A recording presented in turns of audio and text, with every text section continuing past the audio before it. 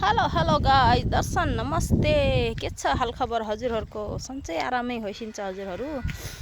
म पनि एकदम ठिक छु। ग्वाला आएको अवस्थामा छु, बाख्रा चढ्दै गर्दाको अवस्थामा छु।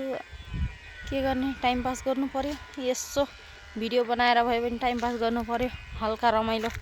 के छ हजुरहरूको हालखबर? के छ अवस्था? गर्मी चिसो के कस्तो छ? यता त दिउँसोमा चाहिँ लास्टै गर्मी चढेको अवस्था छ। साँझ बिहान चाहिँ अझै पनि जाडो हुन्छ। ब्ल्याङ्केट अझै पनि ओढिराखेको अवस्थामा छौँ। अझै चाहिँ मच्छरले गिदाउन भ्याएको छैन, बिचरा ढिला भइसक्यो। कति कुरेर बसेको होला चाइनिज गीत गिदाइदिनको लागि। के गर्नु, अझ फुर्सदै पाएको छैन, उनीहरूको टाइमै आएको छैन गिदाउने। गाह्रो छ त्यहाँहरूलाई नि बिचरा। अब चाहिँ नयाँ साल आउँदैछ। आउँदै गर्दाको नयाँ सालमा हजुरलाई पनि धेरै धेरै शुभकामना छ। स्वस्थ रहनुहोला, खुसी रहनुहोला, चुस्त रहनुहोला, धेरै मेहनत गर्नुहोला। अब चाहिँ बालन शाहले चाहिँ हाम्रो नेपालमै रोजगारी दिने भन्नुभएको छ। राम्रोसँग सबैजना बेलै नबसी काम गर्नुहोला, देशको विकास गर्नुहोला भन्न चाहे।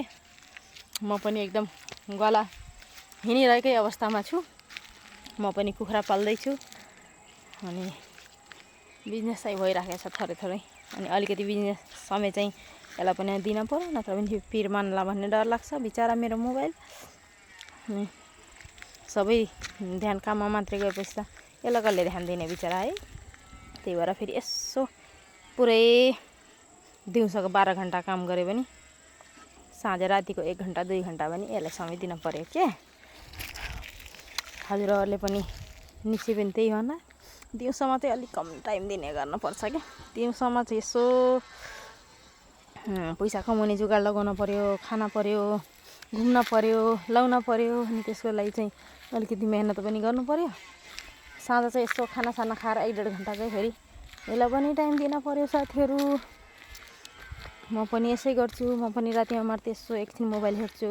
दिउँसोमा चाहिँ भ्याउँदिनँ। दिउँसोमा चाहिँ काम गर्नु पर्यो। अझ गाउँसाउँ स्याहारिसकेँ, नत्र भने त यसो बिहानदेखि साँझसम्म गहुँ काट्न जानु पर्थ्यो, अलिक गाह्रो भएको थियो। अब चाहिँ गहुँ काटेर चाहिँ सिद्धियो। आफ्नो त छैन, फेरि अरूको काटिदिन जाने हो। त्यही पनि गहुँ लिएर पनि रोटी खानु पर्यो नि। के गर्ने, यो पापी पेटले मान्दैन। खानै नपर्ने भएपछि त यसो रमाइलो हुन्थ्यो। यति ठुलो घर बनाएर घरमा मात्रै कुरेर बस्नु हुन्थ्यो। पेटले मागेपछि त काम गर्न पऱ्यो र गाह्रो छ। त्यही पनि नमिठो खान मन लाग्दैन, गाह्रो छ। त्यसैले मेहनत चाहिँ अलि दह्रो गर्न पर्यो गाइज। By by.